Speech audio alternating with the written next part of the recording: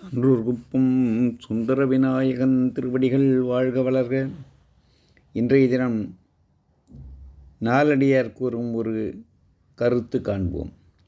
இசையா ஒரு பொருள் இல்லென்றால் யார்க்கும் வசையென்று வையத்து இயற்கை நசையழுங்க நின்றோடிப் பொய்த்தல் நிறைதொடி செய்நன்றி கொன்றாரின் குற்றம் உடைத்து.